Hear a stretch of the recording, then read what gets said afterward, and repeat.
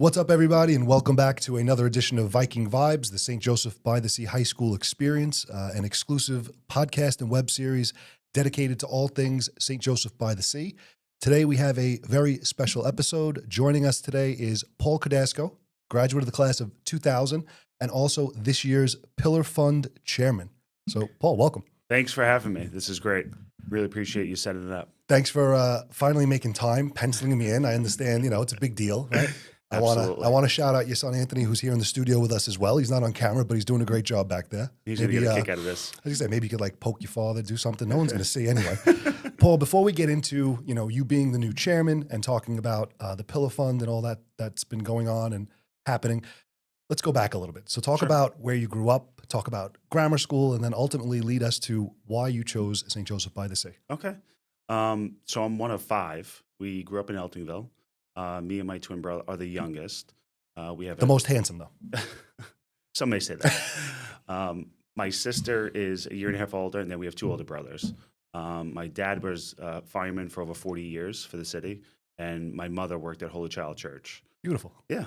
So we went to PS 55, and then IS7. So IS7 are the Vikings. Right. So that kind of led us to go to St. Joe's. But my brother Brian was a baseball and basketball player for St. Joseph by the Sea. Cool. I remember to this day, me and my twin brother going. This is when Father Margitelli used to open the lunchroom doors. Gotcha. So it used to be packed. Right. We used to be on sitting mid-court with basketballs, of course, and watching them play. It seems like it was like yesterday. So it was just so easy for us to go to that school because we lived there from when we were little kids. Right. And we'll talk about later the change because you're saying you were there that many years ago and they opened the doors. Now it looks like a museum, but we'll get there. So talk about, and it's interesting because some folks come from public school, some folks come from private school. So talk about, because there will be alumni, there will be potential students watching this, parents watching this and listening. So talk about the transition, the transition from public to private. So public, I think for us, and again, we followed in my brother's and my sister's footsteps, but we always felt, and my parents, led us that way, that public was a good foundation for us. Right. And then, when we got to see, it was kind of easy. Yeah. We were already, I don't want to say preppy, but when we got to see, it was like a really new. You can say preppy. But we knew it was going to be not too much tougher. I remember no chewing gum, right? Like no walking on the grass. Basics. Like that was easy for us. Right. You know what I mean? It was a very easy transition going from 55 to 7 to C, and everything was within basically 2 square miles. Which was perfect. Yeah, and to be clear, that wasn't a judgment. That was just because sometimes now we'll deal with, you go visit kids who are coming out of a public school and they'll say, well, it's different. It's scary. It's Catholic school. So we always ask that question because the reality is it's, as you said, it's a seamless transition. It's not a big deal. It's seamless. And I think, and I tell parents this and kids, if you apply yourself, you show up and you commit and you do your homework. Right. It's not that hard. Right. It's you have to show up. Right. You have to do the work. That's it. You got to want to be there. You got to want to be there. It doesn't matter what school you're in. Correct. If you apply yourself. If it's C, if it's Farrell, if it's Peters, wherever it is, wherever you want to go, you have to apply yourself. Right. You have to go. Right. And then it's going to be, then you make your time, and then it's easy from there. Right. So we're going to talk about basketball. You didn't think I was going to let you out of here without talking about basketball. That's okay. So talk about when you were at sea, some of the stuff you were involved in, clubs, activities, sports. Obviously basketball. I played all 4 years, but my freshman year I also played soccer and I also ran track. But I did the high part. Yeah, I did the high jump, did the 4x8, 4x4. I did that more for basketball to keep me in shape and to work on mechanics, jumping, running, and stuff like that. I also helped in student government for a little while. But then after sophomore year, I really concentrated on basketball because I knew I wanted to play in college. Right. So then I just focused on basketball junior and senior year. Perfect. And then talk about the transition from St. Joe's and how it did or did not prepare you to go to college and take the next step. So I felt college was so much easier than St. Joe's. It was. That's fine. Because in high school, and it's not because of the academics, it's more because in high school you're there from 7 a.m. to 3 p.m. In college, they made our schedules for us. I was off on Fridays. Nice. We had basketball at night. Right. But, you really had to use your time well, manage it, do your homework. But then you had clips where we were out of school for a few hours. Right. So for me, it was great whether I was going to play ball, going to work out. But high school, you're there all day. You're not leaving. College is like you had freedom. It was awesome. You learned time management. You learned how to manage yourself. I say that all the time. Right. And prioritize different things. it was for me a lot easier. But C set me up for that. Perfect. So now I got to also throw this in because this is recent news. Our dear friend, probably a better friend of yours than mine, but I grew up with him. Mike Ortiz just named Coach of the Year. Now talk about the basketball experience, the ties that you guys have. Yeah. So Mike and I knew each other since we're kids. He was a year younger than me at C, so he played with me for a couple of years. But then after he graduated college, I graduated college. I was still very close to my college coach at Malloy College, and I had set Mike up there. That was his first real job coaching. Wow, so we got it here. That's the exclusive. He never admitted that to me. Can't wait to text him later. But he Cortez's Life brought to you by Cordasco. No. But he did a great job there. And then C had opened up, and then it was just basically a shoo-in for him. But I'm so proud of him. He really commits to the boys like I've seen like no other. He loves it. He really bleeds blue. Yeah. And my son will be there in a couple of years. He'll be playing, but he does such a great job there. I'm so happy that they finally recognized him. Yeah. Huge accomplishment. Huge. And they play tomorrow. They have the semis tomorrow. I think they could win the whole thing in the Ace. Nice. And then right after you today, I don't know when it's going to air, but we're going to have Coach Josh with us on the girls' side. Oh, really? He also was recently, I think in the same, you know better than I do. I don't know how it works, but he was named as well. In the double A's. Okay, right. Yeah, whatever he does division. A phenomenal job. Coach of the Year as well. And is that the right title? Coach of the Year? Coach of the Year. It is Coach for of the the Year? conference. Okay. For the conference, right. So I mean, St. Joe's, we're talking basketball. You have two head coaches that have won, the title of Coach of the Year. It's pretty impressive. It is. And their records prove it. And, their kid, you can see it in the kids. The kids have fun playing. Yeah. And they're really good. The girls and the boys, they're really, really good. And they have good leadership. Absolutely. Yeah. So we're moving from basketball, right? Even though it's still a love and a passion. We'll touch on it again later. But what did you pursue in Malloy? What was your career goals? What were you looking to do? So at Malloy, obviously played ball. I wanted a smaller class structure because I was used to it at C. I didn't want to go to a big study hall and stuff be like a number. No. Get it. I chose accounting because my older brother was an accountant, and so was my sister. So I'm like, there's a lot of money in accounting. Let's just be honest. You account a lot of money, but it sets you up because then you could do anything. Right. And in my The professional backbone.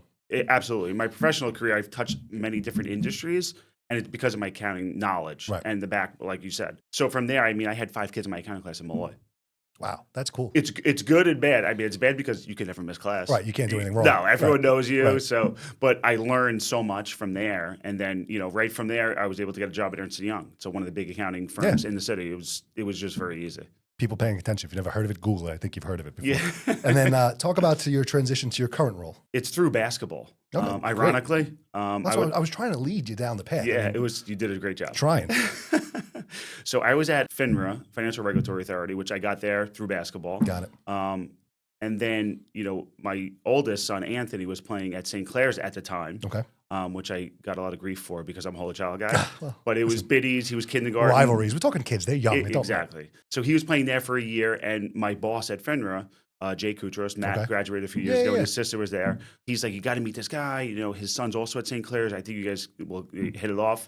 So I met him the first day. We're talking and stuff, and we established a friendship. I used to visit him. Right. He was 2 blocks away from my office. So then, long story short, he's like, you have to come work here. And it's a big law firm, one of the biggest in Manhattan. Right. I'm like, what do you mean? He's like, I want you to come work here. He's like, I knew his brother Nick, and John, I left the rack as one of the founding partners. He's like, I want you to come just run the whole firm. I'm like, okay, let's do it. Yeah. So no interview, nothing like that, Nice. Back in 2018, we had 60 people. Now we have 150. Wow. So we're definitely the largest personal injury and civil rights firm in the city. That's awesome. So I think I could safely say this. Your title is CFO/COO. Well, what is the correct title? Correct. That is correct. Both. Okay. Yeah. So I think it's safe to say, and you're 1 year older than me. So what are you, 42? Yeah. So at 42, I think it's fair to say you rank among the youngest St. Joseph by the Sea graduates to hold both of those titles. So congratulations to you. Yeah, thank you. When I first started, it was more on the operations side, just because with that many people in the city doing what we do, they needed someone to manage HR, payroll. There's so much people hear ops. It's like, what is ops? Like, there's a lot of things that fall into there. And then over the last few years, given my accounting degree and my CPA, I was also doing the finance, so it just made sense to merge them together. As we get bigger and bigger, I'm going to bring someone else on to hopefully take the operation side away from me, because with 150 people, it's getting unwieldy. Yeah. But as a private firm, and that's the difference between an Ernst & Young versus a shop that's privately owned. You guys are doing everything, right? Everything. So growth is growth, but the growth comes at your expense, time, effort. Oh, absolutely, absolutely. But it's it's really been such a great ride. The kids are involved. He's coming with me today. Right. It's a family firm. We all get along, but we deliver at a high level. Right. And you can see our results online. We have some of the best results in the state, not just website. Let's hear it. Where are we looking? EEPlaw.com. EEPlaw.com. Shameless plug. We're going to put it right here. All right, everybody check it out. All right. So we know you had a great time at St. Joe's. You carried that tradition, that torch of success into college. Basketball kind of tied it all together because through basketball you got your current position. Now talk about how we dragged you back to St. Joe's. How did that phone call go with Father Riley, and now you are currently the chairman of St. Joseph by the Seas Pillar Fund? So last April, we were in Newark Airport. We just got a flight from Puerto Rico, and we just got our bags, waiting for the car, and my phone's ringing. My wife's like, who is it? I'm like, Father Riley. I'm like, I have to answer. She's like, of course you do. Yeah. So Father's like, hey, Paul, how you doing? I'm like, great. Like, what are you doing? You're like, oh, nothing. Yeah. I literally said nothing. I'm like, I'm waiting for a couple things. So I speak to him like every now and again, and he called me. I'm like, something must be important. Right. So he's like, I've been thinking about you. Could you come in? I want you to kind of run the Pillar Fund. I'm like, Father, what is the Pillar Fund? Right. So I'm like, what? Let me just come in, next week. And long story short, I came in next week, and here I am. And here you are. So listen, we are proud to have you, right? Yeah. Because you are the first of what we hope will become many who will spearhead this new initiative, which is the Pillar Fund. So tell us a little bit about the Pillar Fund and the importance of it. Okay. So it's been around for a couple of years. It's just, it really never, I don't want to say gain traction. No, right? You're right. This is the first year we're putting amplification behind it. Putting people behind the resources and stuff like that. So it's set up, I view it as like an endowment fund, right? C has always been, even from when we went there, cheaper than all the other Catholic private schools. Everyone's like, how could that be? When you look still don't know how that is, but it is. Right. When you look at the facilities, it's still cheaper. And what the Pillar Fund is going to do, it's going to allow those dollars to subsidize cost of education going forward. Right. So we're around, I think Damon said 75 years. Right. We wanted another 100 years. So we're not going to be here. It's still going to be here. We want to keep it affordable for kids that can't afford it, that still want to go. Right, and that's it. Plain and simple. That's it. Very simple. And through your leadership, through the the resources that are being put behind it at St. Joe's, you brought to the table something this year that's exciting. It's something that your college has done, something that NYU does, something that a lot of colleges do, the All-In Day. So explain it, tell us when it is, and tell us what people should expect, because we're trying to put it out there. Like, we're going to be calling, texting, and emailing. So and I'm getting texts like, am I coming? Am I going? Like, what's happening? So when I first mentioned it to Father, he never heard of it, but he's a shamanad, right? Like, he's following them. Like, I have their pamphlet, and they have like 80. And in fairness, they do a fantastic job. Their torch fund, you would know better than I do. What is it, 20 million? 80. Okay. So 78 million last year. Right, either way. So the interest alone is subsidizing costs for shamanad. And that's our goal, right? We want to get to a level where we're making money on the fund, but that is subsidizing the cost. Right. So All-In Day is one day a year. A lot of big schools do it, high schools, colleges and stuff. And it's one day people could just give back, right? Because when you do events at the school, whether it's St. Joseph's Day or another day, like, it's hard for people just to say, I'm not going to give that day. Right. This we're building up, and we'll be calling, we'll be texting, emailing. We're going to make them feel bad. We're going to make if they don't give, we're going to make them feel bad. They have to, but they could give something. Something, right? And that's important. Sometimes there's a goal, like there's a minimum $100, $500, and you know what? This time that's a lot of money. But now at All-In Day, you could give $10. Right. So someone, like, we have so many alumni. I don't know what the address book. It's like 9,000. 9,000 people. We're going to get a lot of money. Right. We're going to get a lot of people to give back. And whether it's $10, 50, 100, people are going to feel the need because, right, you're building up. You're doing a great job. You and Mike are doing a great job building it up, the emails, the bless. We'll I see put the it out stuff. there. So, and people keep asking, like, when can I give? I'm like, it's we're coming, using it's your coming. face. That's why it's successful, just to be clear. But it's a build up to that day, and we'll be raising money that whole day.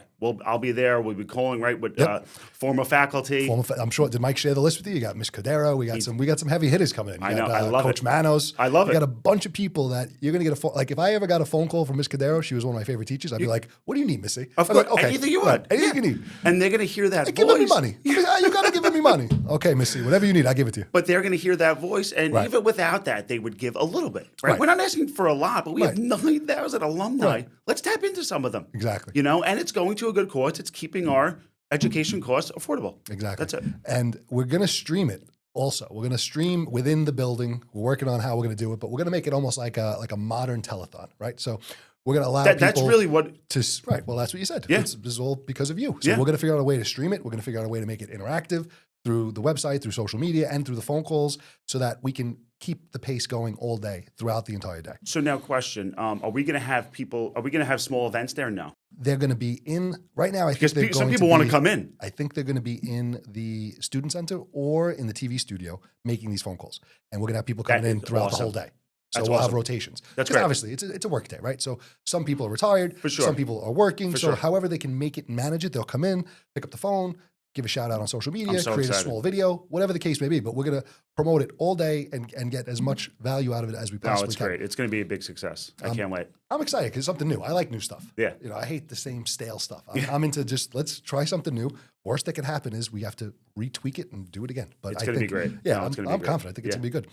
So you mentioned smaller events. So one of the things you've done is in your role as chairman is you've actually formed and created several small events at the school to, again, just drum up interest, right? Bring alumni back. So talk about, I mean, you had a fantastic cigar night. So talk Yep. about some of the events we've done so far. So we did the cigar and scotch night, big success. There's about 75, 100 people there. I mean, Just about, yeah. But somewhere in that area. it was in the nice. courtort. Right. So remember when I spoke about it? Like Yeah. it's like pulling the plastic off the couches in the Italian living Yep. room.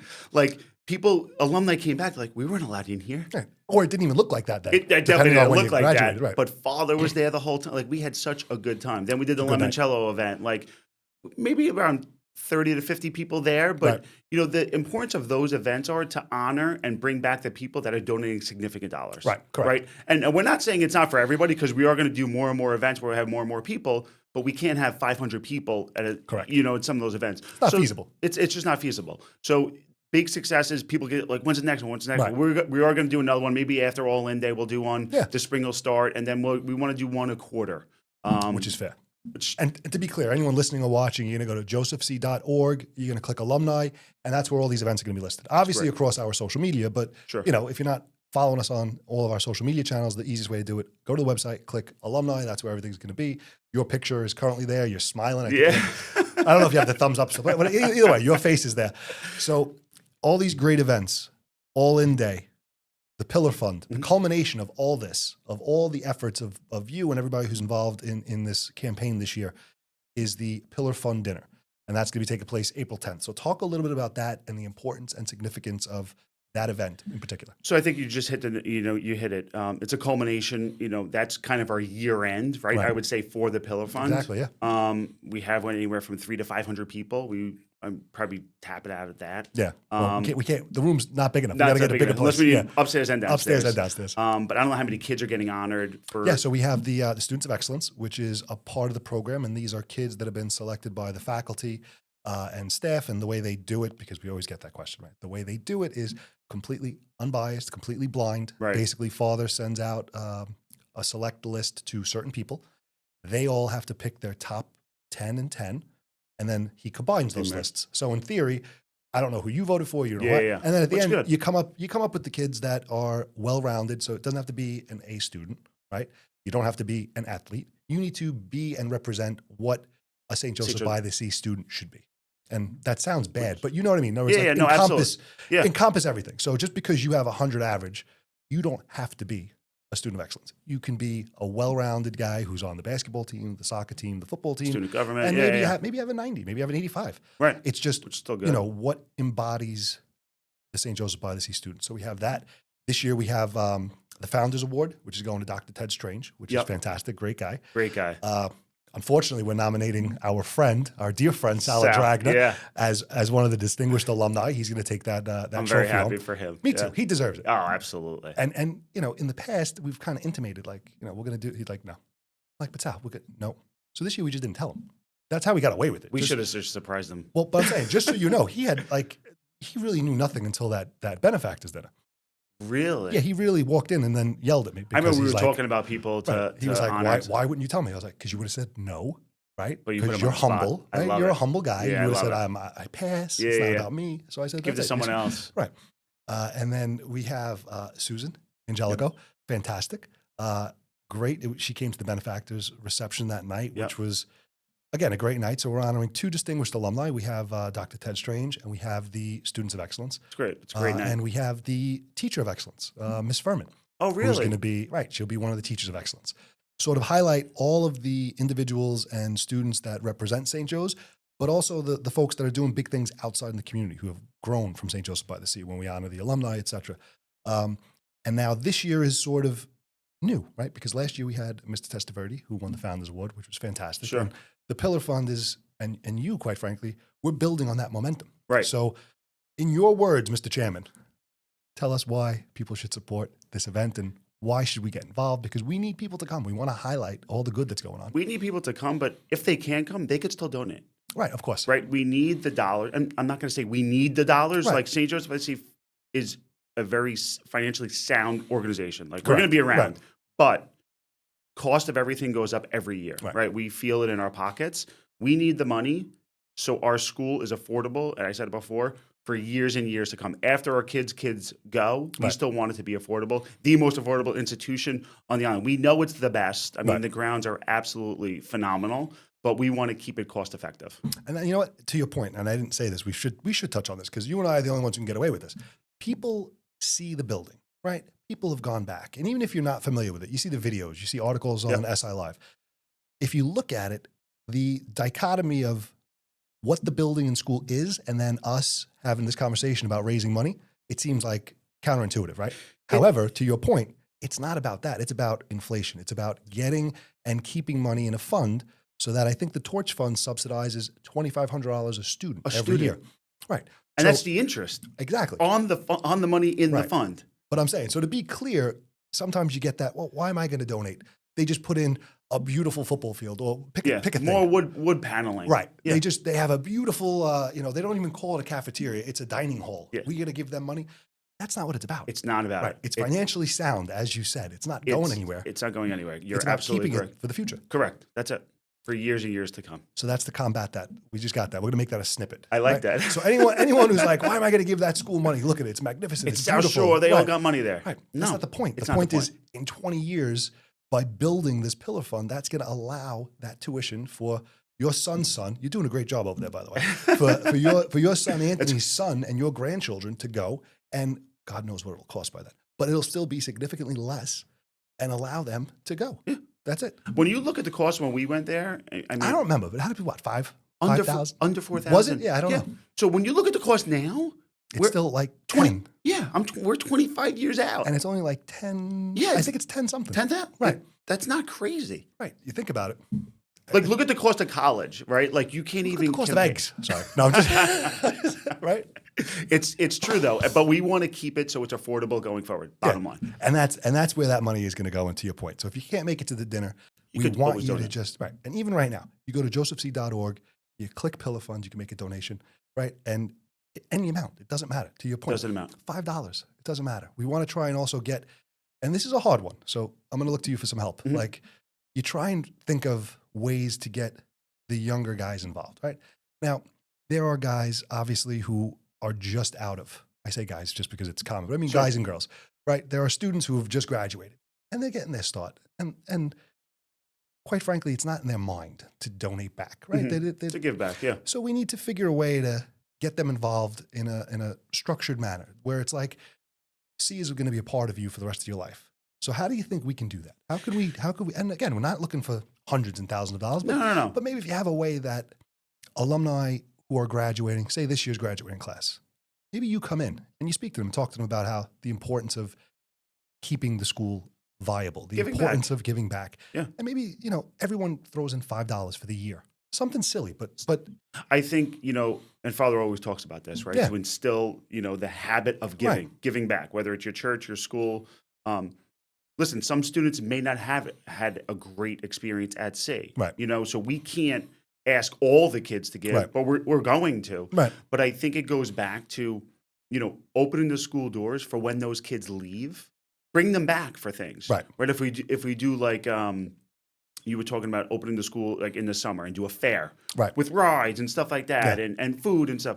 You got to get the kids back in, right? Because if you're not, unfortunately, when you're not playing sports, if you just went to school, why are you going back? Yeah, I agree. Do you have siblings there? Do you have cousins? That's when they're going back. Right. But when they're off to college on break, are they coming back to go to a football game, go to a basketball game? Maybe not we got to do. Didn't play.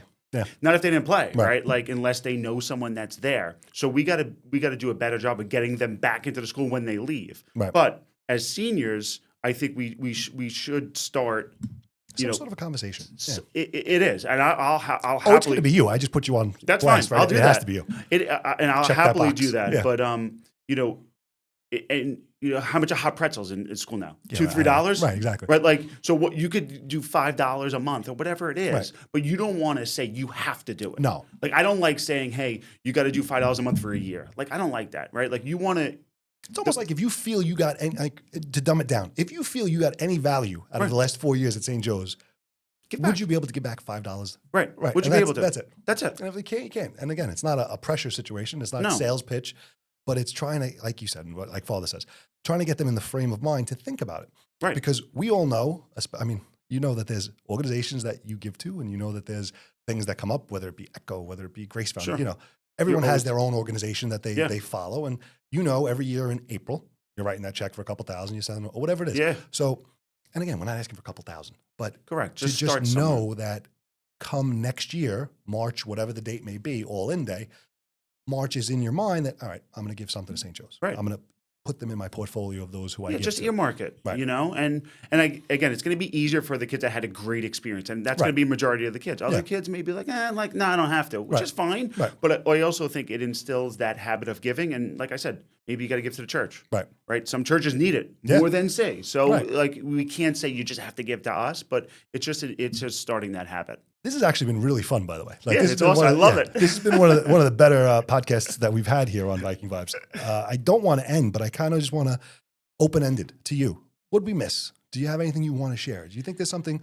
alumni should hear? Do you think there's something incoming students should hear? Anything that we can express right now? I think if you're an alumni, I think it's so important to come back one day. Right. Because even when I come back for meetings with you and Father and Mike, I get that fuzzy feeling when I walk through the doors. I just do. Like, you can't help it. Right. And I want other alumni just to come back and see it. And again, we're not asking for your money. Right. Come Free back of charge. Come back and see what we've done and Make what an we appointment. have going on. You know, for incoming students, I think, as I said before when we first started, you really got to hit the ground running. When you come in, like, you could hear, oh, it could be hard, it could be this, could be that. Apply yourself, do the work, and be happy. Look at the institution you're going to every day. You can't beat it. On the island, there's no comparison. There really isn't. And I think for the students in there, just soak it all up, because once you leave C and you go to college, Real world. good luck. Like, it's tough out there, right? Like, college is great too, but you know, you're going to really miss C, and I'm sure you feel the same way. Yeah. Even in college, it's still not C. It's still I not. went to NYU, so that's a whole different animal. I was getting brainwashed over there. I was like, but that's a different story. It's a different story, but it's a totally different experience. I miss the high school days. Yeah, like, you go to college, like, you're really starting to be an adult, right? You're more responsible. Hopefully. You miss those high school days. Yeah.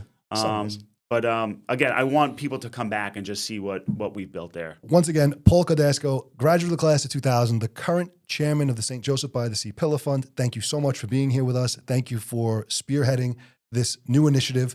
We're looking forward to All In Day. Everyone mark your calendars on March 18th. Annual dinner going to be held on April 10th. Until then, subscribe to Viking Vibes, like, share, and promote this content. Help get it out. Help get other alumni involved. And Paul, once again, thank you so much for being here with us. I appreciate it. Thanks for having me. It was a blast. Perfect. josephc.org/alumni, josephc.org/pillar fund. That's where you're going to want to go to learn about everything we just discussed. And until next time, we'll see you later.